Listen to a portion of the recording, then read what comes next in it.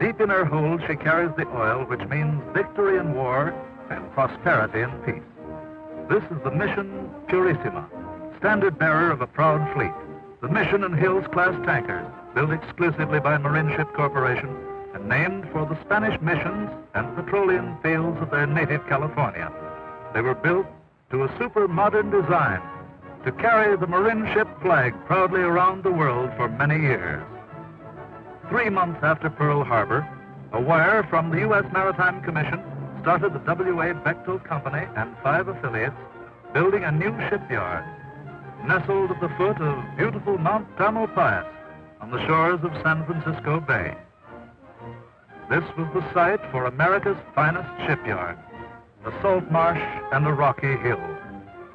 On March 28, 1942, earth-moving machinery began its miraculous work. Pipes were laid, big tired carryalls began to move 1,000,000 yards of earth. On concrete foundations arose great buildings as work rushed on night and day.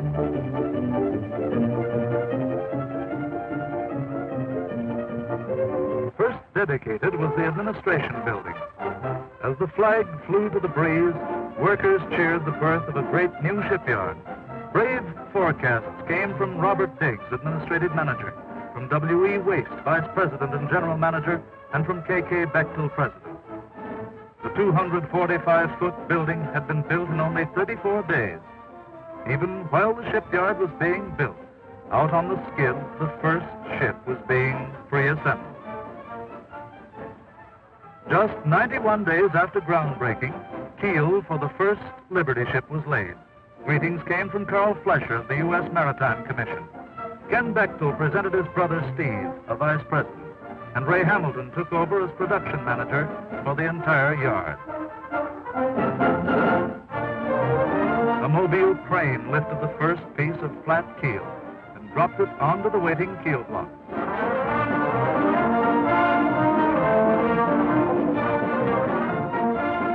The first arc was struck, and the ship was under construction.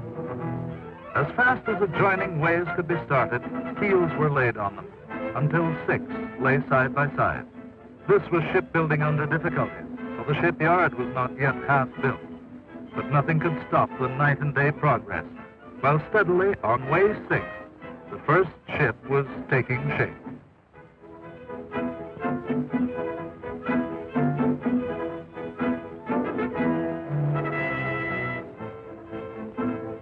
Construction of the mile-long shipyard had begun 26 days after the first contract was signed. Thousands of men and women were hired to lend their strong arms to victory. 30,000 piles were driven. Buildings arose on new-made land. A coffer dam held back the sea while workmen were completing the ways. While the shipyard was being built about them, shipbuilders were welding steel to steel. Thousands of orders were placed, and materials began to flow into the great warehouse.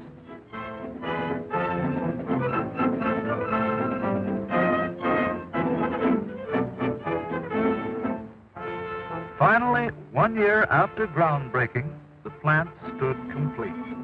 A $17 million shipyard, cradled between the green of the Marin Hills and the blue of sky. Before this shipyard was 3.5 years old, she was destined to present her nation with 15 Liberty ships, 78 big tankers, including 16 Navy oilers, and many special military craft. Marine Ship, though a newcomer, had achieved stature with the greatest industrial plants of the nation.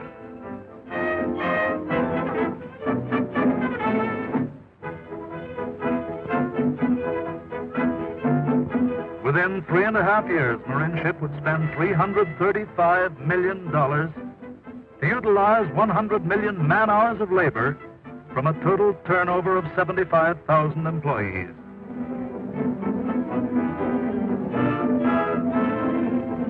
On September 26, 1942, came the great day, launching of the first Marinship vessel, the Liberty ship William A. Richardson. Invited to share the thrill were the families of all Marinship workers. 20,000 persons stood about the flag-draped bow, starting a tradition of colorful Marinship launchings. Here was the firstborn, ready for launching 3 months after keel laying and only 6 months after groundbreaking. This was the first of world records by the many for Marinship. Here was started the custom of choosing yard sponsors, honoring the men and women who built the ship. Gracious remarks by the sponsor, wife of a Marinship carpenter, set the mood of cooperation. Now all is ready for the moment when the Richardson will leap free and start down the ways. There she goes. The champagne spray bursts in time with the shouts of 20,000 voices. The Richardson slides quietly and proudly into San Francisco Bay.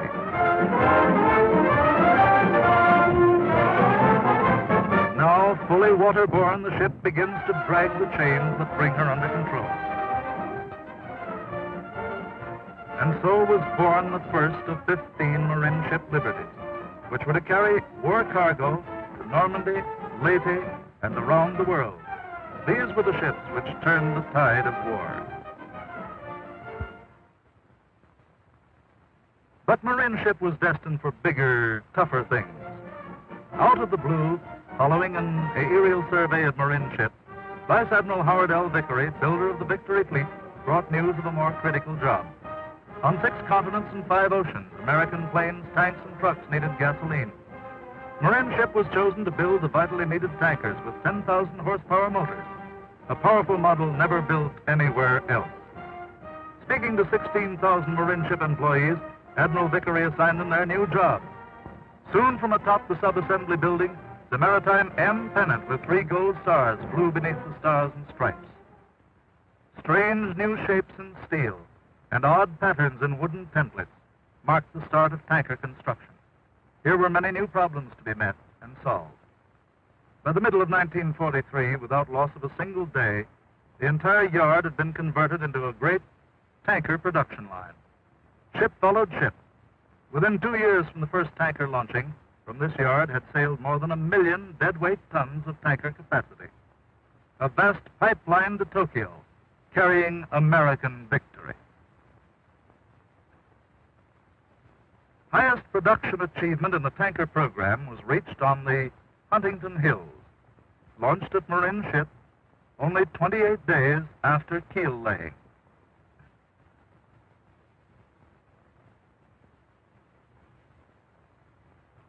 Aboard as guests were all those who helped to build her.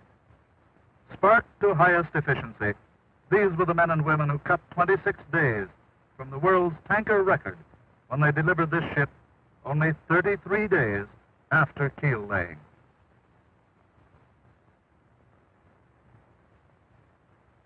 Final dramatic race was at the docks, where thousands of details, plus the trial run, were completed in 5 days of teamwork. As always, the high-level outfitting docks contributed to faster production. Best of all, this ship required only 540,000 man-hours, except for one, the cheapest tanker built at Marinship. To find the secret of the Marinship miracle of production, we must look to many ingredients. First, there were the workers living in a beautiful new community less than a mile from the shipyard. Marin City was built for them and their families by the federal government. Here were 1,500 homes housing 5,000 people. A short distance away, 1,200 rooms for single persons provided comfortable dormitory accommodations. Schools, hospitals, stores made up a model community. Other workers that one might see flowing in and out of the gates came from San Francisco and nearby cities of Marin County and the Bay Area. Many men and women came by bus to a unique in-yard transportation terminal. Here they passed through gates protected by uniformed officers. Arriving for work aboard the picturesque marine ship ferry for each of the 3 daily ships, one would see men and women who a few months before knew nothing about shipbuilding, but trained and guided, their collective skills tossed into the common pool of endeavor, built ships unsurpassed anywhere for craftsmanship. Inside the yard, everything was done to protect workers' health and safety. These smartly uniformed officers helped win for marine ships the coveted Coast Guard Security Shield of Honor for personnel and plant protection. A fine industrial hospital, supplemented by first aid stations throughout the yard, gave prompt and competent treatment for every type of mishap. Finest scientific tools were used to keep marine ship workers healthy, happy, and on the job. Meanwhile, a vigorous safety program constantly reduced the number and severity of industrial accidents. Yellow was adopted as the safety color for all moving equipment.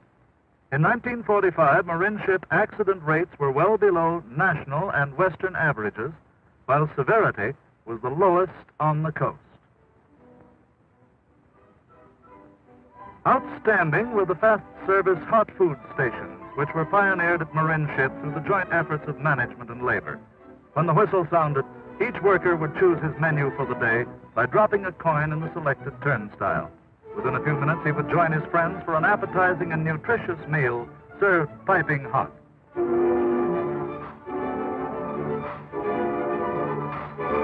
For his entertainment, there was always lunchtime music, and often a program featuring world-famous celebrities or name bands in person.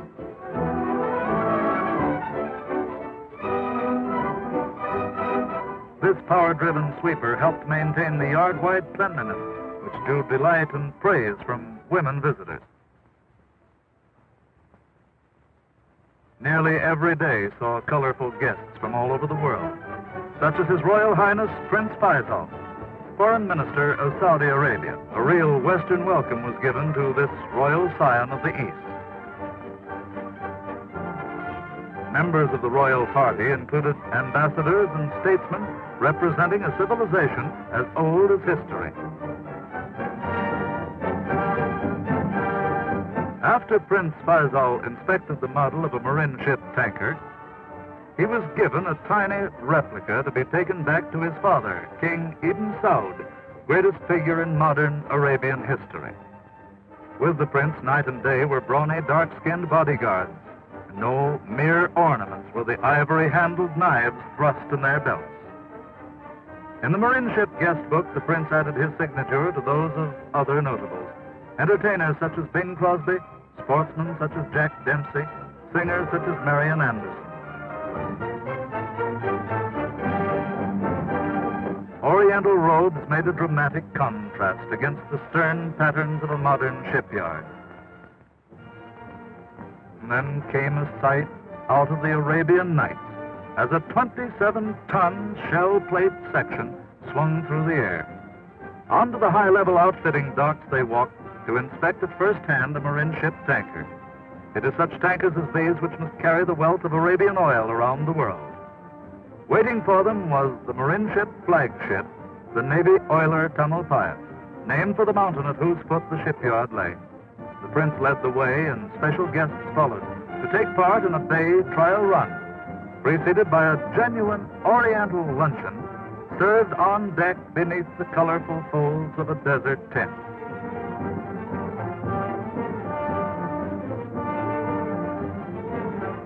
As the ship pulled out, Prince Faisal came up the catwalk, followed by his son, Prince Fahd. Like the recurring theme in a symphony were the launchings, reenacted nearly once a week. Always similar, yet always different. Famous singers such as Todd Duncan, creator of the role of Porgy, drew enthusiastic applause. And there was always the champagne bottle, beautiful in ribbon. And then smash, and the cool foam floats down the bow as the great ship moved toward the water. The lengthening shadows of the afternoon unwrapped a moving pattern across the graceful bow of the ship.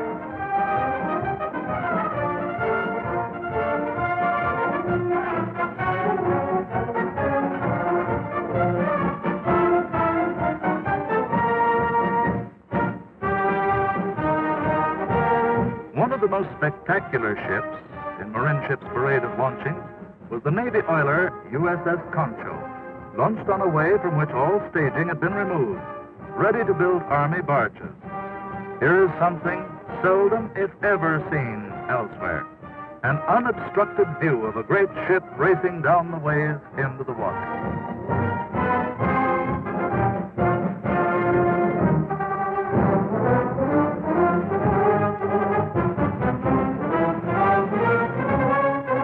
Proof of patriotic morale was the purchase of $18 million in war bonds by employees, more than enough to pay for the entire shipyard. Blending these ingredients into a smooth working whole was the job of management, with its on-the-job supervision, translating ideas into action, issuing orders, making sure the ships were built right, with engineers whose drawing boards were busy, night and day, designing the ships the craftsmen were to fashion. From the blueprint machines came miles of technical drawings for field use, while precious originals were stored in fireproof vaults. Busiest units in the yard were the 150-horsepower diesel-electric dinkies, which rushed to the right location all the steel which marine ship expediters and traffic experts had procured in the face of war's material shortages and transportation bottlenecks. Safely in the yard, steel was unloaded from gondolas into steel racks. Here were not only sheet steel of all thicknesses, but also beams and shapes of every kind, cataloged and ready, a library of steel. Then, as it was needed, the steel was placed aboard big semi-trailers or put in racks so that the fast-moving heisters could quickly pick it up and take it to the fabricating shops.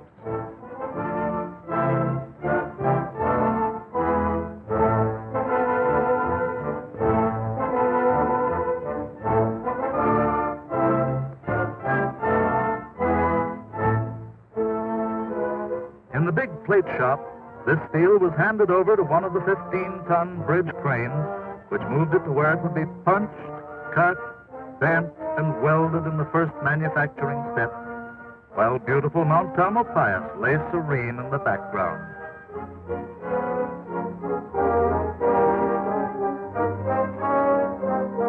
Workers made an interesting silhouette against the sky as they worked about the travel graph, which cuts an intricate design of steel to match a wooden template. The steel melts away like paper when touched by the torch of flame, leaving a trail of dancing sparks. As much as 1,100 tons a day passed through these operations and came to rest in the storage area. 12 great 50-ton gantry cranes were the mechanical, strong men of the yard. In the sub-assembly shop, skilled workers made big ones out of little ones, welding separate pieces of fabricated steel to form whole great assemblies, weighing many tons, such as this cofferdam. Like most bulkheads on these tankers, it was made of Isherwood plates, corrugated for added strength. Hundreds of man-hours were saved by building this 61-ton stern section in the shop, where it could lie on its side to allow easier access. Its intricate pattern of steel contrasts with the graceful simplicity of a bow section. Working side by side, some of the 8,000 welders who were trained at marine ships joined two deck plates, one wielding her stinger while the other inspects and cleans the welds she has made. 35 million feet of welding went into these all-welded marine ship vessels, using 20 million pounds of welding rod as electrodes.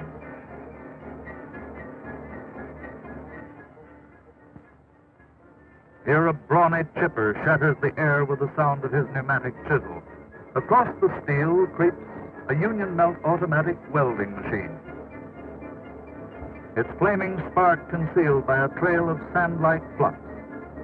Excess flux was retrieved by vacuum. So intense was the almost atomic heat that it not only joined the steel, but melted the sand to form a brittle band of red-hot glass, which could be knocked away to reveal a perfect welded seam.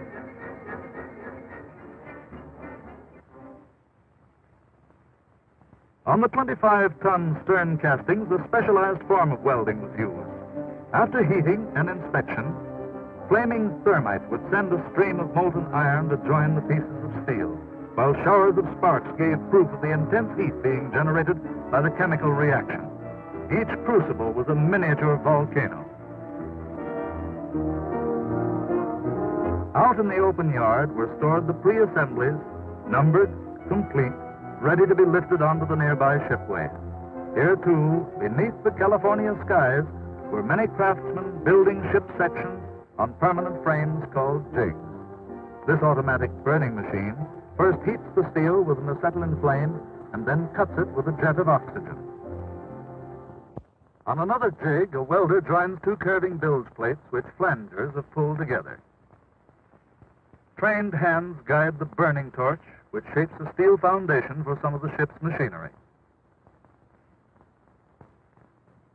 Welded into place, the foundation is tested for accuracy by a ship fitter. Pride of marine ship were the massive prefabricated sections, such as these boiler casings with their streamlined smokestacks. In the marine ship pipe shop were fabricated the 20 miles of complex piping which went into every marine ship tanker. Raw material was the huge stack of pipe with bright-colored ends to mark each size and kind. Each section of pipe must follow the intricate pattern exactly. Inside the shop, cranes lift the pipe, automatic burning machines spin about, cutting it to the exact length desired. At each end, a flange is welded into place. Excess steel is removed by a chipper with his powerful air-driven gun. Completing the installation is a large control valve, one of 2,900 which are placed on the ship.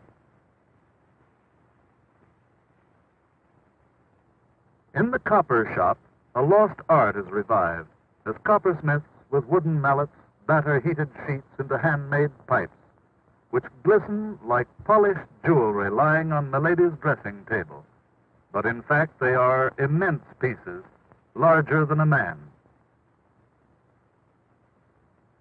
Each piece, painstakingly cut, bent, brazed, and polished, must match the template exactly. Hundreds of other items, such as these sheet metal ventilators, come from specialty shops. Now the prefabrication is done, we're ready to assemble the ship on the ways. As one tanker is launched, another is born. Keel for the new ship is swung into place by a giant crane.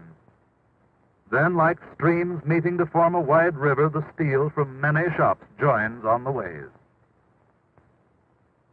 24 hours later, see the transformation. All in one day, trained crews have landed 1,600 tons on the keel blocks. Another pipeline to Tokyo is on its way. Largest of all ship sections is this 115-ton engine room foundation for the heart of the ship. Only at Marin Ship was the great 10,000 horsepower propulsion motor lifted in one piece onto the hull. Taken from the 26-tired truck on which it was assembled, the motor is swung into the air by two cranes.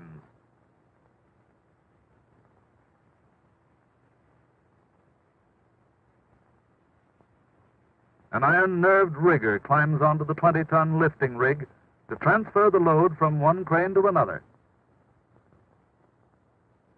Then down to earth he rides on the hook he has freed. Carried to the stern of the ship, the motor is carefully lowered onto its foundation and then aligned so that its shaft will meet the propeller with mathematical precision. Meanwhile, suspended from a special tower, the tail shaft of the ship is prepared for coupling to the motor at one end and for fitting into the 17-ton propeller at the other.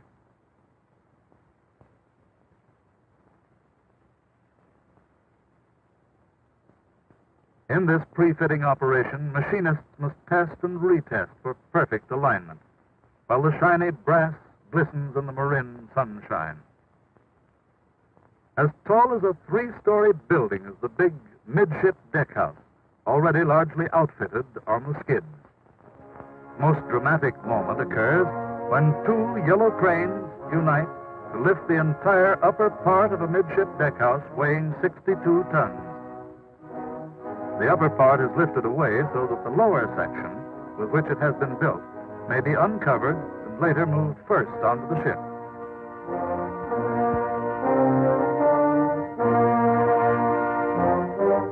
Now the powerful all-electric cranes return to pick up the 80-ton lower section. High in the air, the section is rolled smoothly to a point near the way for which it is destined.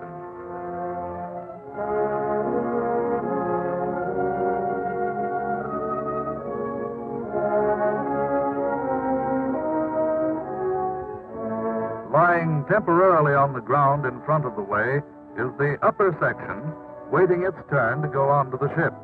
From his cab, the crane operator gets a lofty view of operation. There, in front of the selected way, the great weight must be transferred in midair. Through use of a double coupling device, the load is shifted from the two transverse cranes to those that travel along each side of the way.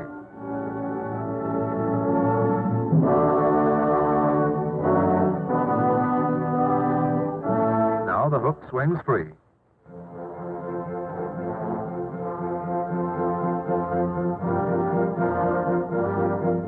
Lifted even higher, the section moves along far above the ship in staging until it reaches the proper point amidship. There it will be lowered gently onto the waiting hull. The great weight of these sections requires the use of 12 parts of rope to support each hook and headlock.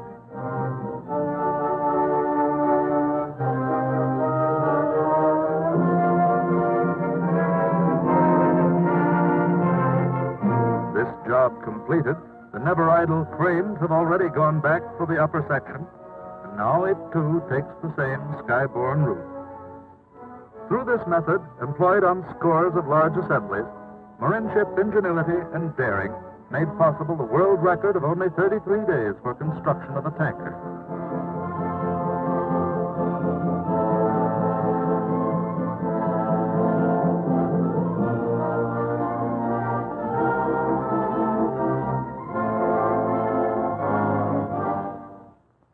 Finally, the ship stands more than 80% complete, ready for launching. On her bow is painted one of the unique emblems which has become an exclusive marine ship tradition. About the bow of the graceful tanker stand hundreds of shipbuilders and their friends. The flag of the United States is raised to mark the start of the christening ceremonies. The blessing of God is invoked to protect the ship through war and peace. A singer raises his voice in song, and then the gracious sponsor bespeaks the excitement and joy in everyone's heart. Now all is ready. In another moment, the ship will leap free and start down the way. In the deep shadows beneath the bow of the ship, the burner's torches begin to cut the links of steel that hold the ship to the way. Soon it is burn 6, burn 7, burn 8. Then, there she goes. Champagne spray bathes the cool steel. The crowd tenses with excitement.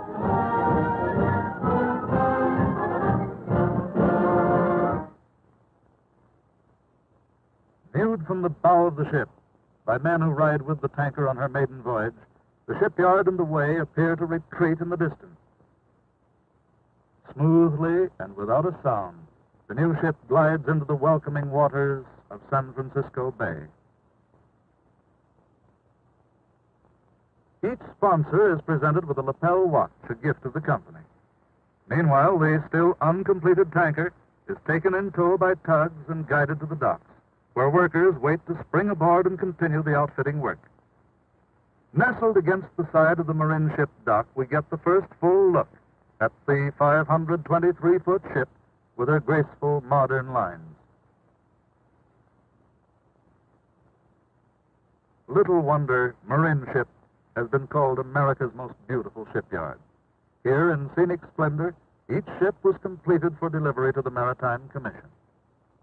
In this warehouse, Marin County's largest building, marine ship stored $10 million worth of ship supplies, such as immense switchboards and tiny boiler water tubes, hundreds of pulleys, wire rope for ship's rigging and gear, blowers for ship's comfort, and the electric switches to control them. All-wave radio receivers for outside communication and voice tubes for ship use.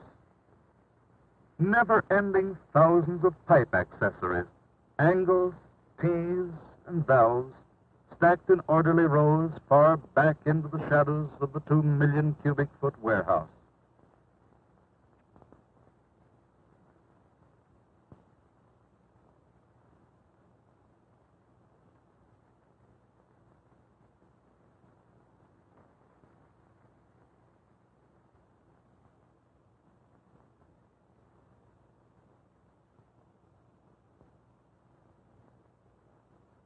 To furnish the ship, glassware, refrigerators, blankets, towels, pots and pans, and everything to make a floating city at sea.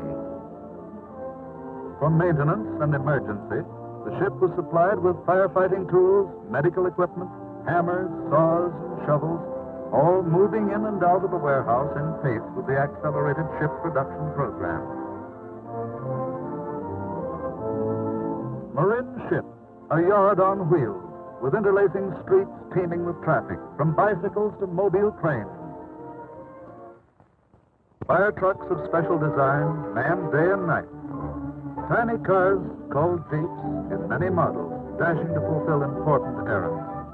Special trucks carrying mobile welding equipment or oil for lubrication. Ambulances ready for instant use.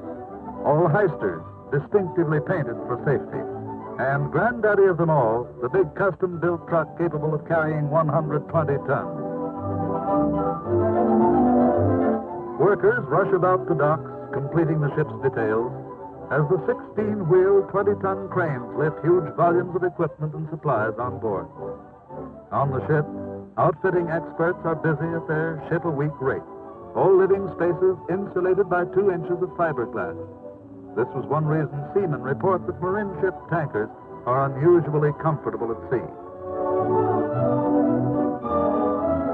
Then, using a marine ship invention, one of 5,000 contributed by workers through the Labor Management Committee, a girl welds the fiberglass bats in place. Such time-saving devices as this have boosted marine ship to its position as America's #1 idea factory.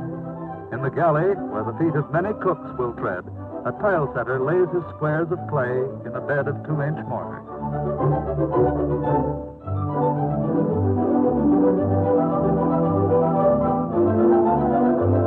These pipes carry steam throughout the ship.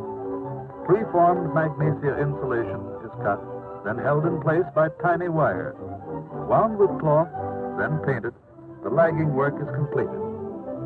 This and every other outfitting operation was crowded into 1 week or less, and then repeated on the next tanker. One of the biggest jobs has been the electrical work.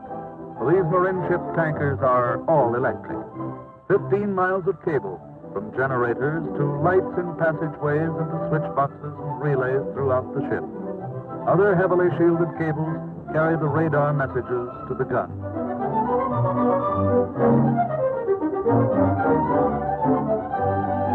Next, the walls and ceiling are covered over with metal sheathing. Concealed within them are a complex of insulation, pipe, and cables.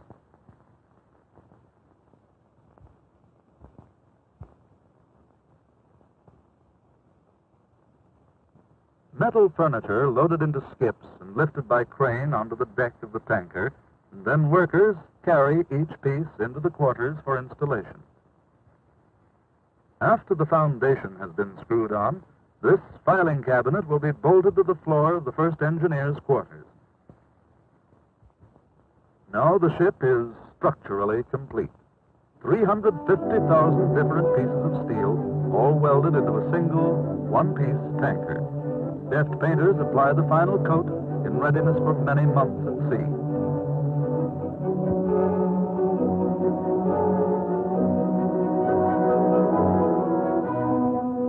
In the galley, gleaming Monel metal tables, chromium soup kettles, and the large electric stove invite the culinary best from the ship's cooks.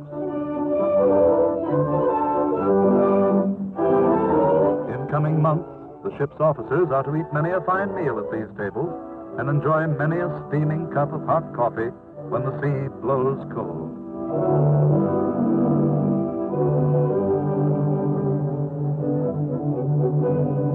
Comfortable living quarters for the captain are located just below the pilot house and radio room. so that he can be in touch with ship's operations at all times. In the adjoining room is the captain's office, with conference table, safe, cabinet, and desk.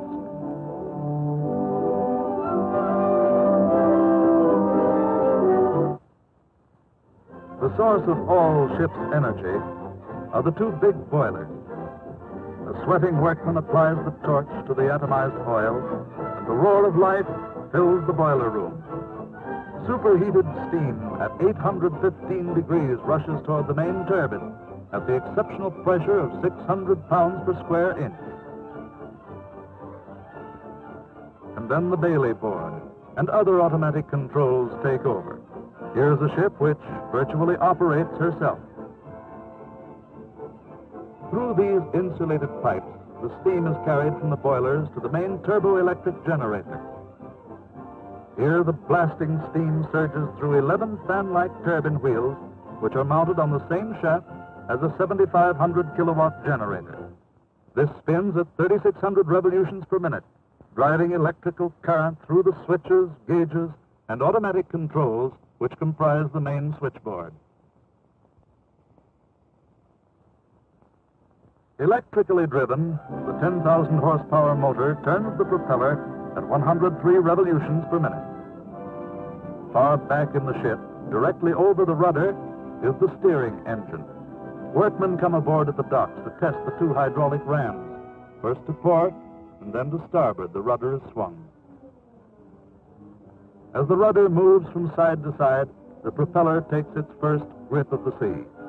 Here is power and to spare.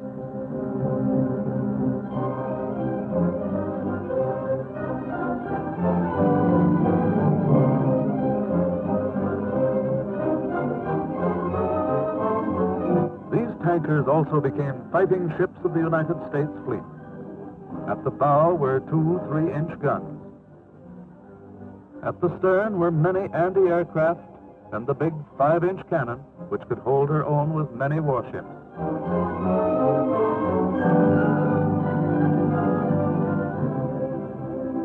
Shrouded in canvas were the nests of anti-aircraft amidships. Final ship to pass through these operations was the mission San Francisco.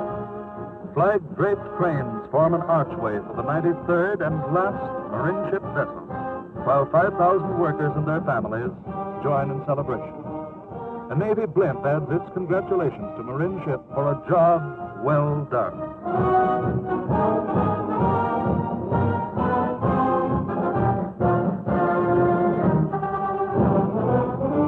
Then down the ways for the last time, as clouds of confetti and streamers tell the festive story of pride and joy.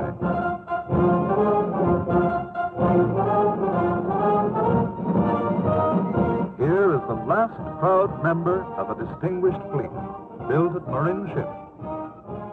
Just a few days earlier, Marin Ship's contribution to victory was undeniably proven when the U.S. surrender fleet sailed into Sagami Bay off Tokyo. With that great armada were 8 Marine Ship Navy oilers, half of the ships of that class built at Marine Ship. And leading them was the Tamalpais, flagship of the Marine Ship fleet. On the morning of the trial run, dawn breaks cool and clear across San Francisco Bay. Already aboard the ship are members of the trial crew who have raised steam and are now prepared to subject the ship to every peril of the deep. In the wheelhouse, all navigating controls, such as this gyro compass repeater, have been made ready for their test. At every post throughout the ship, the seaman of the trial crew stands ready to do the job which another seaman of the permanent crew will handle when the ship finally sails away. Now the trial captain steps to the ship's phone. Down in the engine room, the trial engineer receives the message, "Take her out into the channel." He steps to the throttle and presses it forward, watching the gauges as they record the first motion. Smoothly, the tanker glides away from the dock. Now, for the first time, she is a living thing, filled with spirit and ready for the sea. Out in the channel, anchor is dropped as a test. To make certain that the ship meets the high standards of the American Merchant Marine, a launch comes alongside, bringing the trial board of the Maritime Commission.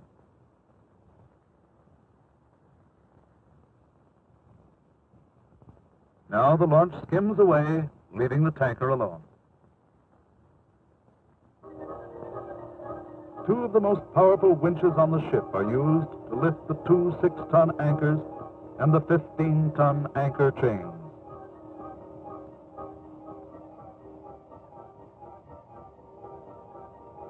From the bottom of the bay, the anchor returns to be met by a cleansing stream of water.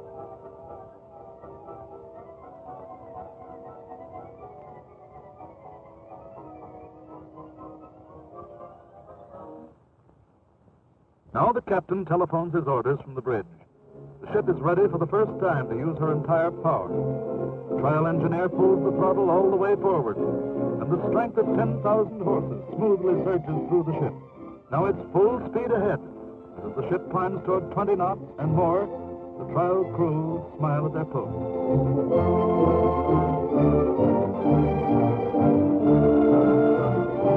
Under the clear blue sky, the pilot takes the wheel on the weather deck as the ship speeds about the bay. Meanwhile, engineers and observers are preparing their reports on the ship's performance.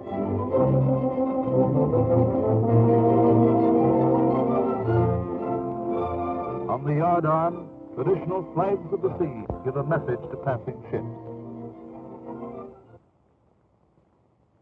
In the chart room, sea-wise hands plot a course through the Golden Gate onto the wide Pacific.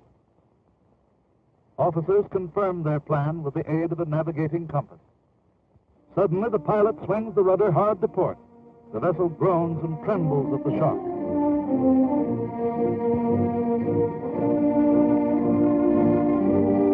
But like a veteran, the ship swings about, leaving proof on the sea of another test well met.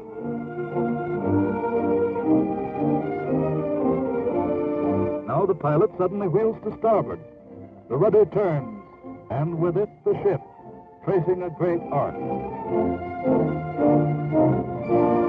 Out under the Golden Gate Bridge, the tanker heads for the horizon. Passing the pilot boat, which always lies anchored alongside the channel, while far out ahead lie the rocky Farallon Islands. Overhead, a Navy blimp on patrol looks the tanker over, then drops down for a closer view.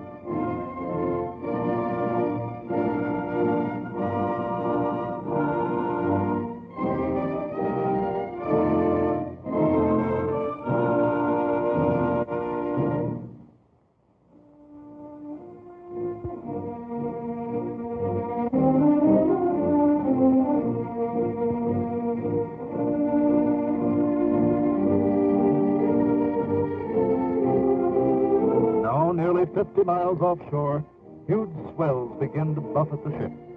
She dips and rises, adjusting her great form to the ocean's unruly surface. Mile upon mile, she keeps the pace. This is the grueling endurance run, taking the final measure of seaworthiness. The test completed with flying colors, the ship turns homeward. With a fresh notch cut in its side, a broom is raised to the mast, proving that this marine ship tanker has swept the seas.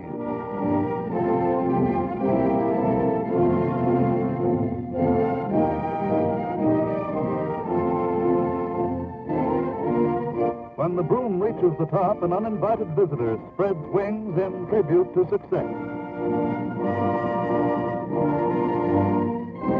To join the celebration, the battleship Missouri and a carrier appear on the scene.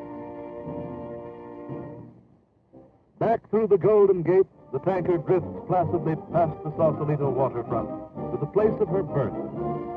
Wherever she may go in coming years, on all the 7 seas, only the shipyard with a mission will ever be her home.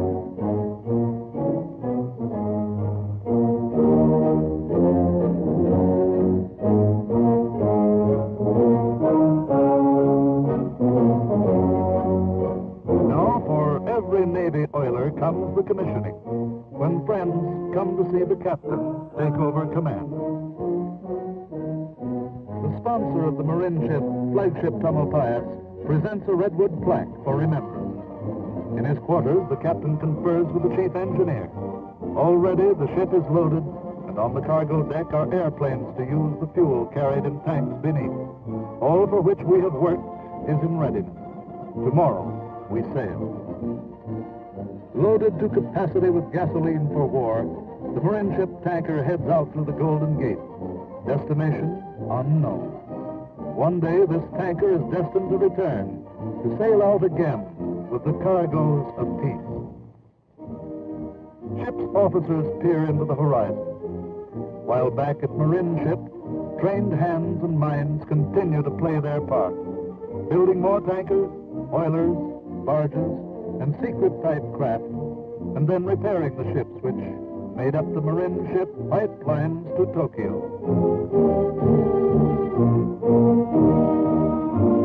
Here is a picture for remembering. The sea, the ship, the sky, and the flag, composing a Marine ship memory that will live forever in the hearts and minds of all those who know the unforgettable phrase, well done.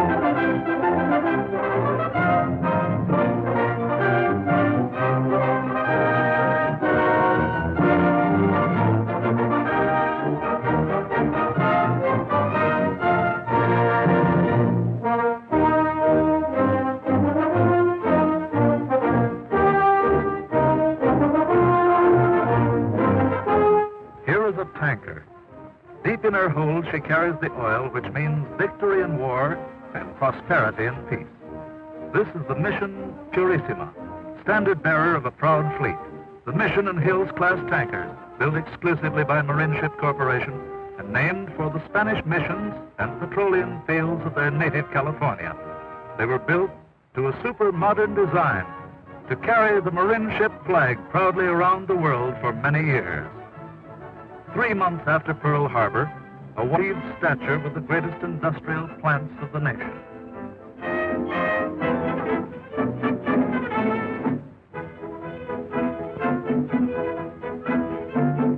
Within 3.5 years, Marine ship would spend $335 million to utilize 100 million man-hours of labor from a total turnover of 75,000 employees.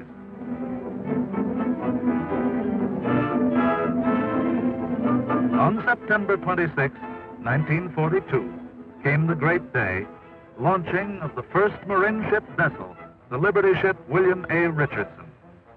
Invited to share the thrill were the families of all Marine ship workers. 20,000 persons stood about the flag-draped bow, starting a tradition of colorful Marine ship launchings. Here was the firstborn, ready for launching 3 months after keel laying and only 6 months after groundbreaking. This was the first of world records by the many for Marine ship. Here was started the custom of choosing yard sponsors, honoring the men and women who built the ship. Gracious remarks by the sponsor, wife of a Marine ship carpenter, set the mood of the first ship was being pre-assembled. Just 91 days after groundbreaking, keel for the first Liberty ship was laid. Greetings came from Carl Flesher of the U.S. Maritime Commission. Ken Bechtel presented his brother Steve, a vice president, and Ray Hamilton took over as production manager for the entire yard. A mobile crane lifted the first piece of flat keel and dropped it onto the waiting keel block.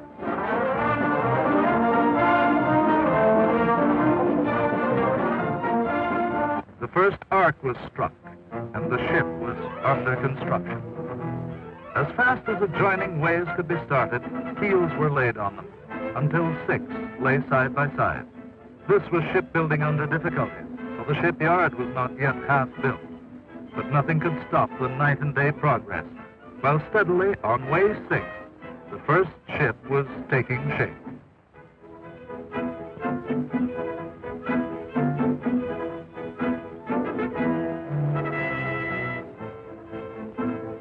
Construction of the mile from the U.S. Maritime Commission started the W.A. Bechtel Company and 5 affiliates building a new shipyard, nestled at the foot of beautiful Mount Tamalpais on the shores of San Francisco Bay. This was the site for America's finest shipyard, a salt marsh and a rocky hill. On March 28, 1942, earth-moving machinery began its miraculous work. Pipes were laid, big tired carryalls began to move 1,000,000 yards of earth. On concrete foundations arose great buildings as work rushed on night and day.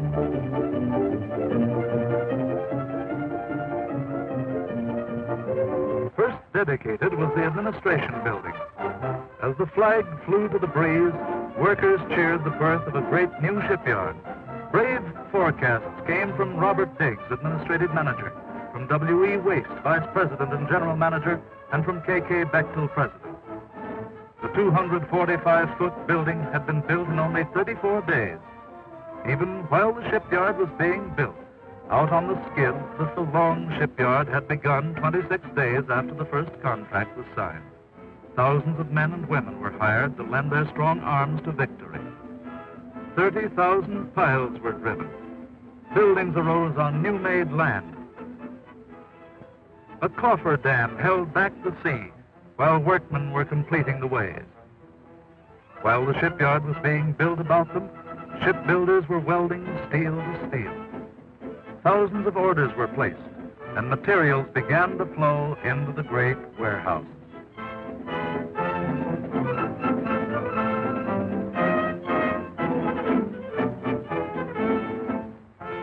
Finally, 1 year after groundbreaking, the plant stood complete. A $17 million shipyard, cradled between the green of the Marin Hills and the blue of sky. Before this shipyard was 3.5 years old, she was destined to present her nation with 15 Liberty ships, 78 big tankers, including 16 Navy oilers, and many special military craft. Marin ship, though a newcomer, had achieved